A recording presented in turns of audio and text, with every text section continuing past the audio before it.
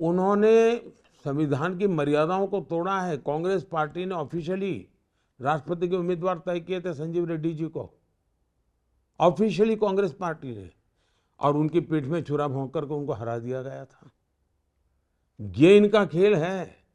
इन्होंने संविधान के साथ हमेशा खिलवाड़ किया। नेहरू जी इतने बड़े लोकतंत्र का चेहरा कहते हैं ना आप लोग, पार्लियामेंट में बैठने के सबसे पहला जो संविधान संशोधन किया वो उन्होंने फ्रीडम ऑफ स्पीच को रिस्ट्रिक्ट करने के लिए किया था। पूरी तरह अनडेमोक्रेटिक नेहरू जी ने किया था। दूसरा, आप उन्होंने कैसे किया?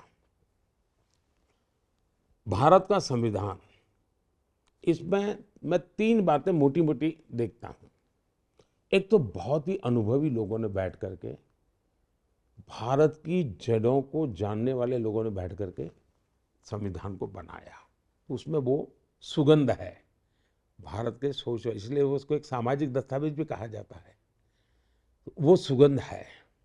दूसरा, ये लोग आगे का सोचते थे, तो उसमें एक फ्यूचरिस्टिक देश आगे अच्छा चले इसकी व्यवस्था भी है।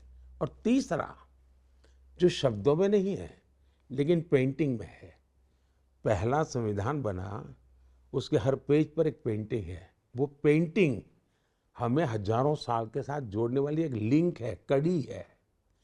हमारी संस्कृति, हमारी परंपरा, हमारा इतिहास, हमारी मान्यताएं, वो सब उन चित्रों में अंकित है। चित्रों में, ताकि जल्दी देश समझ पाए, लंबा इतिहास लिखना ना पड़े, वो चित्रों में रखा गया। शब्दों में वर्तमान और आने वाली कल रखी गई। तो कल, आज और कल, इसका एक बहुत ही संतुलित दस्तावेज, अत्यंत पवित्र दस्तावेज हमारा संविधान है।